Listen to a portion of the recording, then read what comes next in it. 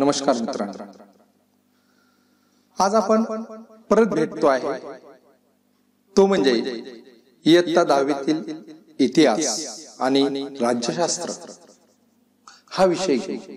आणि याही विषयातील जे तिसरं प्रकरण आपण शिकणार आहोत ते म्हणजे उपयोजित इतिहास। आणि उपयोजित इतिहास शिकताना पहा विद्यार्थी मित्रांनो, याच्या आधी आपण 2 प्रकरण शिकलो, इतिहास लेखन पाश्चिमात्य परंपरा, इतिहास लेखन भारतीय परंपरा। या सर्व गोष्टीचा सविस्तर अभ्यास आपण या आधीच्या प्रकरणांमध्ये केलेला आहे।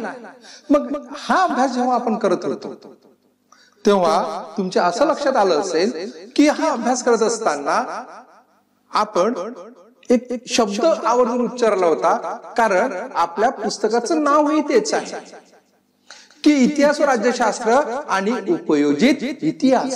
या सर्व गोष्टींचा अभ्यास आपण या प्रकरणात किंवा या इयत्ता 10वीत करणार होतो। मग आता जे 2 प्रकरण आपण शिकलो, हे इतिहास कसे लिहायचे किंवा इतिहास कशा पद्धतीने लिहिला गेला, भारतीय परंपरा काय होती किंवा त्याला आपण म्हणू की पाश्चात्य परंपरा काय होती, याचा सविस्तर अभ्यास आपण मागच्या 2 प्रकरणामध्ये केलेला आपल्याला दिसतोय।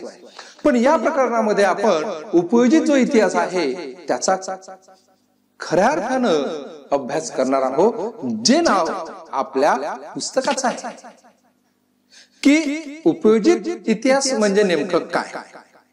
या प्रकरणामध्ये या उपयोजित इतिहासाचा सविस्तर अभ्यास आपण या ठिकाणी करणार आहोत। विद्यार्थ्यांनो, समजून घ्या की उपयोजित इतिहास म्हणजे नेमकं कशाला म्हटलं जाते, कशाला उपयोजित इतिहास म्हणू आपण। तर तुम्हाला दिसते आहे उपयोजित इतिहास म्हणजे काय।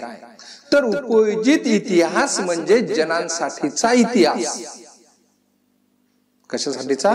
जनासाठीचा इतिहास ज्याला म्हणतो आपण।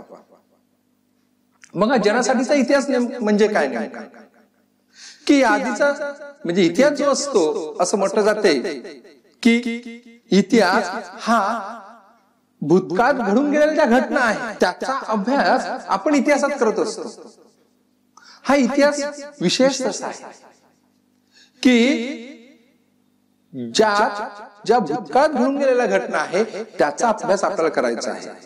पण जेव्हा आपण उपयोजित इतिहास शिकू तेव्हा तुमच्या हे लक्षात येईल उपयोजित इतिहास कशाला म्हणायचं किंवा उपयोजित इतिहास म्हणजे नेमकं काय। तर उपयोजित इतिहास म्हणजे काय, तर हे समजून घेताना याचा जो भूतकाळात घडून गेलेल्या ज्या घटना आहेत त्या घटनांचा परिणाम आपल्याला वर्तमान जीवन जगत असताना कसा होतो किंवा वर्तमानात या भूतकाळात घडून गेलेल्या घटनांचा परिणाम कसा होतो याचा अभ्यास आपल्याला या प्रकरणात करायचा आहे। की ज्या भूतकाळात जरी घडून गेलेल्या घटना असतील तरीही मात्र आपण जेव्हा वर्तमान काळ जगतो तेव्हा या वर्तमान काळात जगत असताना या भूतकाळात घडून गेलेल्या ज्या घटना आहे त्या घटनांचा या घटनांची फार मोठी मदत आपल्याला होते। त्याचा उपयोग आपल्याला कसा करायचा आहे किंवा कसा होईल याचाही अभ्यास आपल्याला या प्रकरणामध्ये करायचा आहे। इतिहास हा विषय जो आहे हा अभ्यासासाठी फक्त जे इतिहासकार आहे त्यांनीच या विषयाचा अभ्यास करावा किंवा हा इतिहास हा फक्त इतिहासकारांसाठीच आहे असा हा समज होता।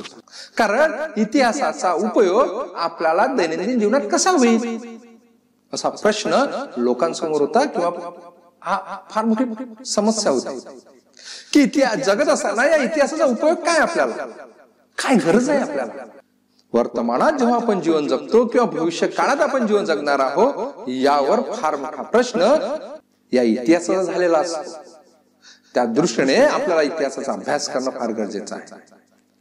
विदेशामध्ये किंवा पाश्चात्य देशामध्ये उपयोजित इतिहास ज्याला म्हणू आपण, या उपयोजित इतिहासाचे अनेक मोठमोठे अभ्यासक्रम असलेले आपल्याला दिसतात। भारतातही बँगलोर या ठिकाणी जी संस्था आहे, शैक्षणिक संस्था, जिचं नाव आहे Srishti institution of art design and technology, ही जी संस्था आहे बँगलोर मधली, ही संस्था सुद्धा सेंटर फॉर पब्लिक हिस्ट्री हा अभ्यासक्रम ही बँगलोरची संस्था चालवताना आपल्याला दिसते. जेव्हा आपण या उपयोजित इतिहासाचा जेव्हा विचार करतो तेव्हा हा उपयोजित इतिहास जो आहे या विषयाद्वारे त्याचा उपयोग सर्वसामान्य लोकांना भविष्यात कशा पद्धतीने होईल, कसा होईल याचा विचार या उपयोजित इतिहासामध्ये केला जातो.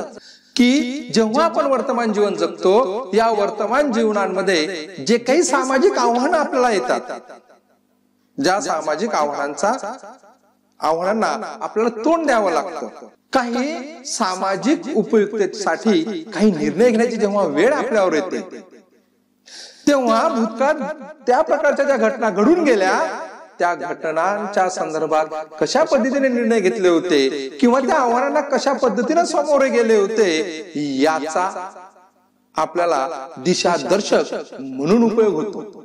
की वर्तमान काळात घडणाऱ्या तशाच घटना तसेच आव्हान जर भूतकाळात येऊन गेले असतील तर भूतकाळात त्यावर कुठली उपाययोजना केली, त्याला कशा प्रकारे लोक सामोरे गेले, ते समस्या कशा सोडवल्या, यासाठी आपल्याला हा जो इतिहास आहे हा इतिहास उपयोगाचा पडतो.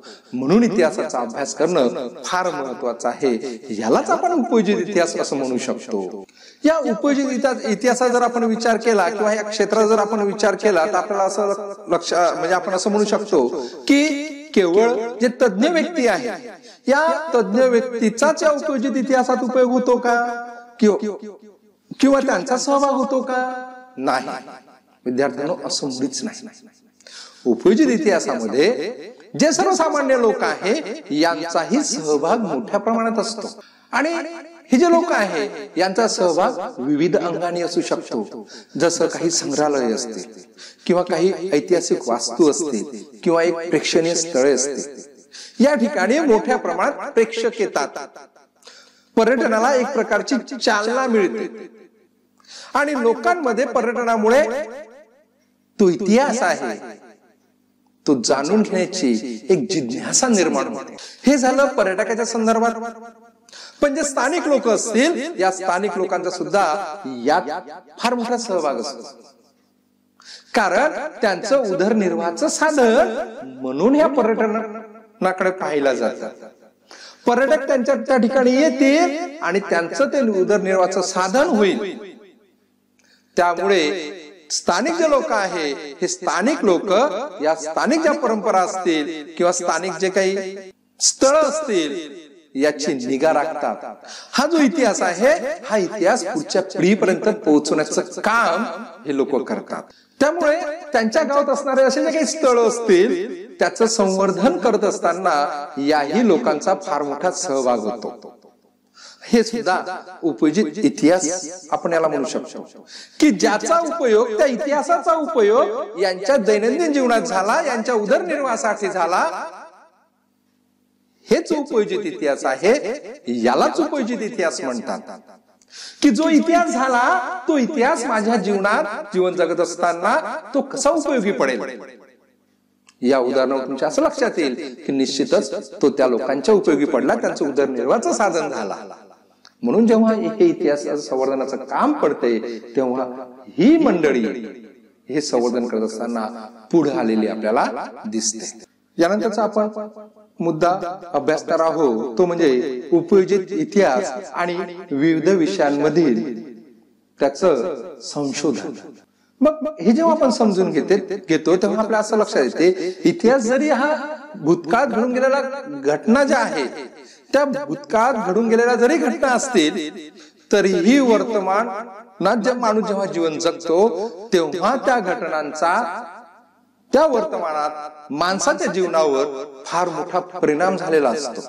म्हणजे पहा विद्यार्थ्यांना की घटना भूतकाळात घडून गेलेल्या आहेत असं जरी असेल तरीही मात्र जेव्हा वर्तमानात आपण जीवन जगतो तेव्हा त्या घडून गेलेल्या घटनांचा परिणाम या वर्तमानात काळातील घटनांवर झालेला असतो. सामाजिक, धार्मिक संघटन असेल, तत्वज्ञान असेल, तंत्रज्ञान असेल किंवा विज्ञान असेल, याही घटनांवर या भूतकाळात घडून गेलेल्या इतिहासातील घटनांचा फार मोठा प्रभाव पडलेला असतो. त्या दृष्टीने आपल्याला इथे त्याचा सविस्तर अभ्यास करायचा आहे की जे ह्या ज्या घटना आहे, तत्वज्ञान असेल, विज्ञान असेल, तंत्रज्ञान असेल, सामाजिक जीवन असेल, यावर या भूतकाळातील घटनांचा कसा परिणाम होतो आणि त्याचा अभ्यास आपल्याला इतिहासाच्या दृष्टीने कसा करायचा आहे, याचा अभ्यास आपल्याला इथे करायचा आहे. विद्यार्थी मित्रांनो, आपण इथं जो उपयोजित इतिहास आणि त्या संदर्भातून जे विविध विषय आहेत त्यात झालेले जे संशोधन आहे त्याचा अभ्यास इथे आपण करणार. त्यासाठी आपण सर्वात प्रथम पाहू ते म्हणजे तत्वज्ञान. ज्या विविध विचारसरणी आहे त्यांचा जो झालेला उगम आहे आणि त्या उगमामागील जे वैचारिक परंपरा आहे, त्या वैचारिक परंपरा आणि त्या विचारसरणीचा जो वाटचालीचा जो इतिहास आहे तो समजून घेण्यासाठी आपल्याला तत्वज्ञानाच्या इतिहासाचा अभ्यास करावा लागेल. इतिहासाचं जे तत्वज्ञान आहे, तत्वज्ञानाचा जेव्हा विकास होत गेला की पूर्वी सांगितलेले विचार, त्यानंतर आधारित झालेले दुसरे विचार, ज्याला आपण तत्वज्ञान म्हणतो, या तत्वज्ञानाचा जेव्हा आपण अभ्यास करू तेव्हा आपल्याला त्या तत्वज्ञानाच्या उगमाचा सुद्धा अभ्यास करावा लागला, त्याचाही विचार आपल्याला करावा लागला. हे फार महत्वाचं आहे. त्याचा विचार करणं फार फार फार महत्वाचं आहे. कारण त्याचा उगम कुठून झाला, काय झाला, हे करत असताना विद्यार्थ्यांनो आपल्याला त्या भाषेचा सुद्धा अभ्यास करावा लागतो, त्या भाषेच्या इतिहासाचा सुद्धा अभ्यास करावा लागतो, ज्या भाषेमध्ये ते तत्वज्ञान मांडलेलं आहे. म्हणजे या पद्धतीनं आपण तत्वज्ञानाचा अभ्यास करू शकतो. त्या इतिहासाच्या दृष्टीने इतिहासासाठी ते उपयोगाचं असलेलं आपल्याला दिसते. त्यानंतर दिसते ते म्हणजे विज्ञान. हे जे वैज्ञानिक शोध आहे आणि जे काही सिद्धांत आहे याचा जो कालक्रम असतो आणि त्या शोधामागील जी कारण परंपरा असते, जेव्हा याचा आपण अभ्यास करतो किंवा हे जेव्हा आपण समजून घेतो, पहा मी काय म्हटलं विद्यार्थी मित्रांनो, जे वैज्ञानिक शोध आहे आणि जे सिद्धांत आहे त्याची जे कालक्रम आहे आणि त्या शोधामागील जी कारण परंपरा आहे हे जेव्हा आपण समजावून घेतो तेव्हा विज्ञानाच्या इतिहासाचा अभ्यास आपल्याला करावा लागतो. गरज ही शोधाची जननी आहे असं म्हटलं जातं. गरज ही शोधाची जननी आहे. अनेकदा जे वैज्ञानिक शोध लागले हे मानवी गरजेच्या पूर्ततेसाठी झाले किंवा गरजा पूर्तीसाठी झालेले आपल्याला दिसते. मानवाची जी गरज आहे ते गरज भागवण्यासाठी हे वैज्ञानिक शोध लागलेले आपल्याला दिसतात. जेव्हा हे शोध लागले किंवा ज्या विज्ञानातून जे काही नवनवी प्रयोग झाले त्याआधी भूतकाळात त्या संदर्भातले काहीतरी प्रयोग झालेले असतील, काहीतरी शोध त्या पद्धतीचे झालेले असतील. ही त्याच्या पुढची पायरी असते. मग जेव्हा असे जे नवनवीन शोध माणूस लावतो, जे माणसाच्या गरजेच्या पूर्ततेसाठी असते किंवा जिज्ञासाची जे जिज्ञासा आहे माणसामधील त्याच्या समाधानासाठी आपण जेव्हा हे शोध लावतो तेव्हा भूतकाळात त्या प्रकारचे करून पाहिलेले जे शोध असतात किंवा प्रयोग असतात ते थोडेफार तपासून पाहिले जातात. म्हणजे विज्ञानाच्या इतिहासाचा अभ्यास करावा लागतो, तेव्हाच पुढचे वैज्ञानिक शोध लावतात किंवा विज्ञानाचे शोध लागत असतात. त्या दृष्टीने सुद्धा या विचारातून सुद्धा या इतिहासाचा उपयोग, विज्ञानाच्या इतिहासाचा उपयोग केला जातो. त्यानंतर तंत्रज्ञान. विद्यार्थ्यांनो, हे जे तंत्रज्ञान आहे हे सुद्धा अत्यंत महत्वाचं आहे. कृषी उत्पादन असतील, वस्तूची उत्पादन असेल, अभियांत्रिकी असेल, स्थापत्य कला असेल, जे काही होत यात जो काही बदल होत गेला, हे जे बदल आहे हे बदल होत असताना त्याच्या मागची कारण परंपरा जी असते ते सुद्धा आपल्याला समजून घेणं फार महत्वाचं असतं. ही जी कारण परंपरा आहे ही फार महत्वाची आहे की ज्यामुळे या सर्व क्षेत्रांमध्ये बदल घडून आले. जेव्हा याचा आपण अभ्यास करतो तेव्हा आपल्याला त्या इतिहासाचा अभ्यास करावा लागतो की आपण जे म्हणतो ना इतिहासाचा उपयोग काय किंवा इतिहासाचा कसा उपयोग आपल्याला जीवनात करता येतो. हे त्याचे सर्व संदर्भ आहेत. हा त्या पद्धतीचा एक उपयोग आपण ज्याला म्हणू इतिहासाचा तो कसा केला जातो हे तुम्हाला समजून सांगण्याचा प्रयत्न मी या ठिकाणी करत आहोत. की विज्ञान आणि तंत्रज्ञान हे दोन्ही एकमेकांवर अवलंबून आहेत, परस्पर अवलंबी आहे. विज्ञानाचे शोध लागल्यानंतरच तंत्रज्ञानात बदल होतील, तंत्रज्ञान विकसित होते. म्हणजे विज्ञानाच्या शोधावर तंत्रज्ञान अवलंबून असते. पहा विद्यार्थ्यांना की फार पूर्वी काळी दगडाची हत्यारे झाली. ही जी दगडाची हत्यारे होती ज्याला अश्मयुग आपण म्हणतो, या अश्मयुगात सर्वात प्रथम माणसानं काय निर्माण केलं असेल, कोणतं यंत्र तयार केलं असेल किंवा कोणतं हत्यार तयार केलं होतं तर हातकुराड होती, ज्याला दगडाचं हत्यार आपण म्हणतो. या दगडी हत्यारा बनवण्यापासून ते हे कृषी उत्पादन जे आहे त्यात कृषी उत्पादनात होत गेलेला जो बदल आहे त्या संदर्भात जे काही विज्ञान असेल, जे काही तंत्रज्ञान असेल, या तंत्रज्ञानाची प्रगती आहे हे महत्वाची आहे. हे समजून घेण्यासाठी आपल्याला या तंत्रज्ञानाचा इतिहास समजून घ्यावा लागेल. कारण मी सांगितलं तुम्हाला की विज्ञान आणि तंत्रज्ञान परस्पर अवलंबी आहे, एकमेकावर अवलंबून आहे. विज्ञानावर तंत्रज्ञान अवलंबून आहे. जेव्हा आपण या प्रगतीचा जेव्हा अभ्यास करू तेव्हा निश्चितच आपल्याला त्या तंत्रज्ञानाच्या इतिहासाचा अभ्यास करावा लागतो. त्यानंतर आहे ते म्हणजे उद्योग आणि व्यापार. हे सुद्धा परस्पर अवलंबी आहे. उद्योगावर व्यापार अवलंबून आहे. जे समाजामध्ये परस्पर जे व्यवहार होते हे व्यवहाराचं क्षेत्र विस्तारलं. मोठ्या प्रमाणात उद्योगधंदे निर्माण झाले. उद्योगधंदे निर्माण झाल्यामुळे अतिरिक्त उत्पादन झालं आणि हे उत्पादन लोकांपर्यंत पोहोचवण्यासाठी व्यापार सुरू झाला. त्यामुळे लोकांमधील जे परस्पर संबंध आहेत ते क्षेत्र विस्तारित केले. एवढेच नाही तर या उद्योगधंदे आणि व्यापारामुळे काय झालं की सांस्कृतिक विकास झाला. कारण अनेक देशाशी, अनेक लोकांचा, अनेक लोकांशी, अनेक देशाचा संबंध आला. व्यापारी जरी संबंध आला असेल मात्र यातून सांस्कृतिक देवाणघेवाण झालेली आपल्याला दिसते. संस्कृतीचा सुद्धा विकास झालेला आपल्याला दिसतो. आणि जे उद्योगधंदे आहेत, उद्योगधंदे आणि व्यापार यांचं एक प्रकारचं व्यवस्थापन असते. हा फार जवळचा संबंध आहे. नुसतं अतिरिक्त उत्पादन काढत जावं आणि ते विकायचं कसं, कशा पद्धतीने विकायचं, हा जो व्यापार आहे या दोघांमध्ये सुद्धा व्यवस्थापन अत्यंत महत्वाचं असते. काय होईल विद्यार्थ्यांनो, उत्पादन खूप होईल आणि घेणाऱ्यांची संख्या कमी होईल. ते उत्पादन कोणापर्यंत कसं पोहोचवायचं, कसं विकायचं यासारख्या अनेक समस्या निर्माण होतील. म्हणून यासाठी महत्वाचं काय असते, व्यवस्थापन अत्यंत महत्वाचं असते. आणि जेव्हा व्यापार आणि उद्योगाचा जेव्हा आपण अभ्यास करतो तेव्हा आपल्याला या व्यवस्थापनाच्या इतिहासाचा अभ्यास करावा लागतो. हे अत्यंत महत्वाचं आहे. बाजार आणि व्यापार याचं स्वरूप दिवसेंदिवस बदलत गेलं. हे जसं बदलत गेलं तसंच माणसांच्या संबंधांमध्ये किंवा नात्यांमध्ये सुद्धा बदल होत गेलेला आपल्याला दिसतो. आणि हा सर्व प्रवास जर आपल्याला समजून घ्यायचा असेल, सांस्कृतिक घडण असेल, सामाजिक रचना असेल, आर्थिक व्यवस्था असेल, या जर आपल्याला सर्व समजून घ्यायच्या असतील तर त्यासाठी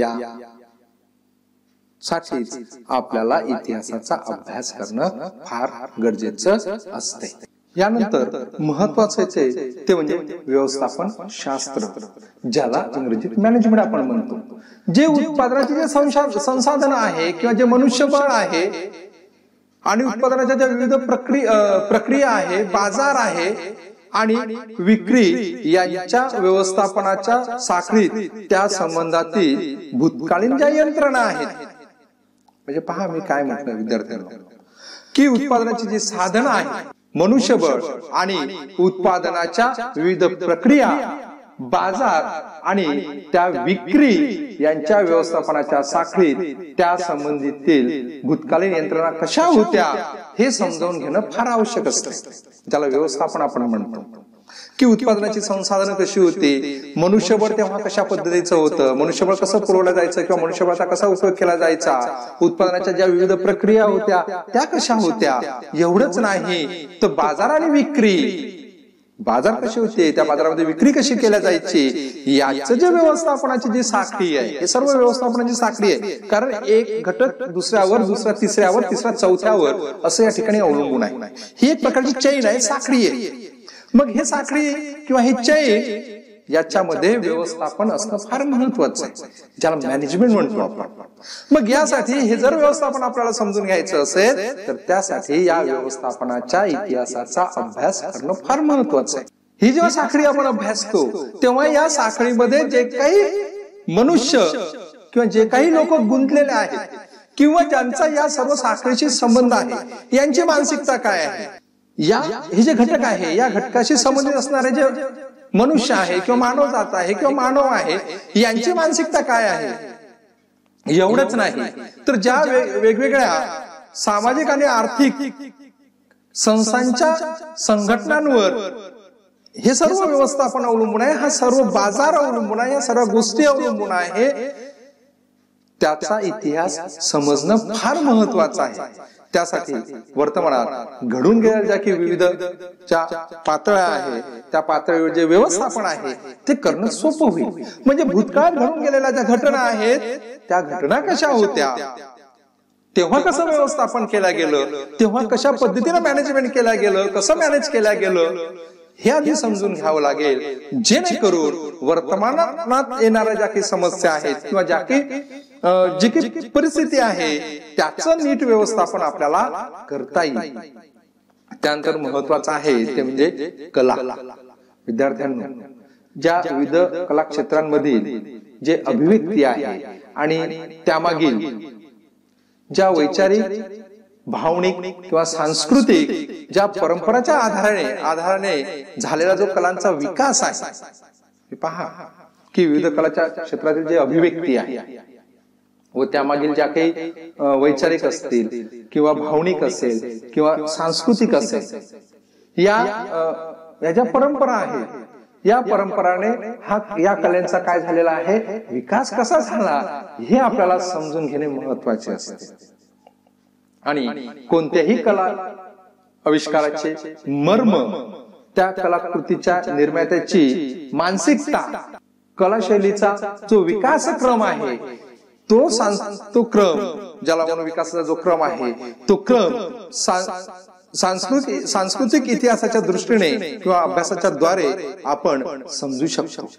म्हणजे काय विद्यार्थ्यांनो, की या कलेचा आविष्कार कसा झाला, त्याच्या मागचं मर्म म्हणजे त्याच्या मागचा उद्देश काय होता, त्याची संकल्पना काय होती हे आपल्याला समजून घेता येईल. हे जर समजून घ्यायचं असेल तर त्यासाठी त्या कलांचा इतिहास अभ्यासणं फार महत्वाचं आहे. म्हणजे कला जेव्हा आपण एखादी कला आत्मसात करतो किंवा एखाद्या कलेमध्ये जेव्हा आपल्याला रुची निर्माण होते तेव्हा त्या कलेचा इतिहास समजून घेणं फार महत्वाचं आहे. तो कलेचा इतिहास जो आहे ज्याच्या द्वारे ही कला आपण विकसित केली किंवा आपण शिकतो आहे तिचा अभ्यास करणं फार महत्वाचं आहे. त्यानंतर आहे शेवटचं ते म्हणजे मानव ज्ञान शाखा. विद्यार्थ्यांनो, इतिहास जे आहे हा इतिहास असेल किंवा पुरातत्व असेल, समाजशास्त्र असेल, मानववंशशास्त्र असेल किंवा राज्यशास्त्र असेल किंवा अर्थशास्त्र असेल, यासारख्या ज्या ज्ञानशाखा आहे यांचा उगम आणि विकास कसा झाला हे समजून घेणं फार महत्वाचं आहे, ज्याला आपण मानव ज्ञानशाखा म्हणतो. त्यामध्ये सर्व गोष्टी आहेत. इतिहास असेल, पुरातत्व असेल, राजकारण असेल, मानववंशशास्त्र असेल, त्यानंतर राज्यशास्त्र असेल, अर्थशास्त्र असेल किंवा समाजशास्त्र असेल, या सर्वांचा उगम कसा झाला, विकास कसा झाला हे जर आपल्याला समजून घ्यायचं असेल तर त्यासाठी यांच्या इतिहासाचा अभ्यास करणं फार महत्वाचं आहे.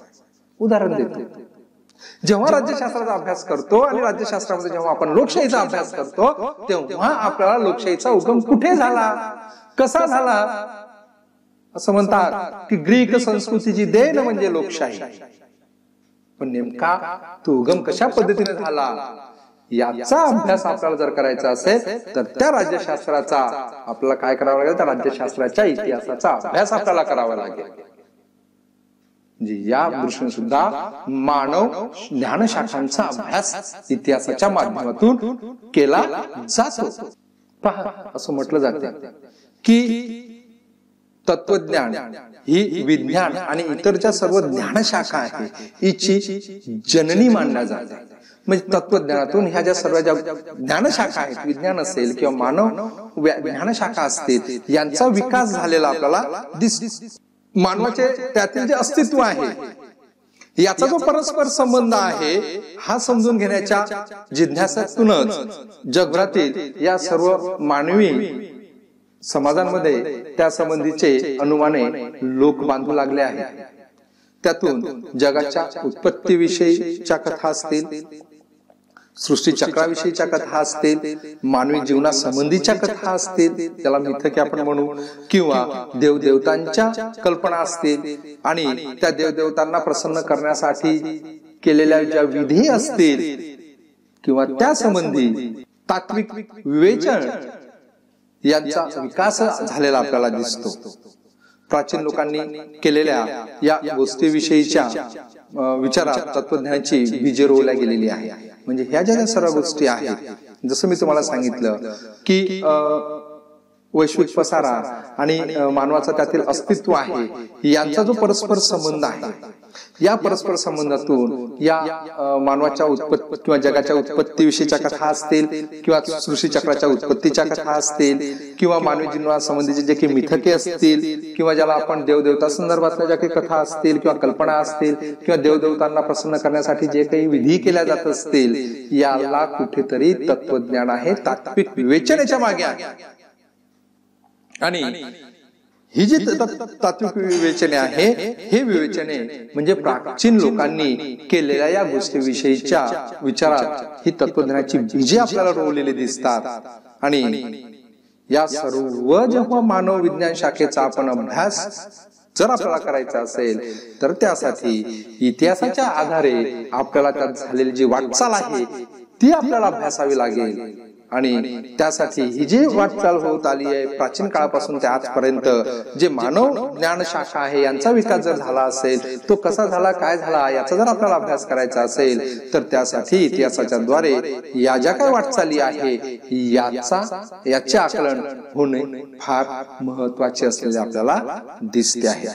विद्यार्थी मित्रांनो, जो आपला जो पहिला भाग होता उपयोजित लेखनातील जो पहिला भाग आहे, तो पहिला भाग आता आपण इथे या तासिकेला संपवू. उपयोजित इतिहास म्हणजे काय, त्या संदर्भात जे काही इतर विषय आहेत त्यांच्यात झालेले जे संशोधन आहे त्याचा सविस्तर अभ्यास आपण या तासिकेला केला. यानंतरची जे तासिका आहे त्या तासिकेला आपण उपयोजित इतिहास आणि वर्तमान काळात त्याचा कसा उपयोग केला जातो याचा सविस्तर अभ्यास आपण पुढच्या तासिकेला करू. त्यामुळे मी आपली इथे रजा घेतो. तत्पर विद्यार्थ्यांनो, जर का अजूनही आपण माझं YouTube चॅनल सबस्क्राईब केलं नसेल तर माझी आपणास विनंती आहे की लवकरात लवकर माझं YouTube चॅनल सबस्क्राईब करावं, जेणेकरून आणखी काही नवीन नवीन व्हिडिओ घेऊन किंवा नवनवीन गोष्टी तुमच्या समोर घेऊन येण्याची एक प्रकारची प्रेरणा मला मिळेल. धन्यवाद मित्रांनो, इथे आपण थांबतो.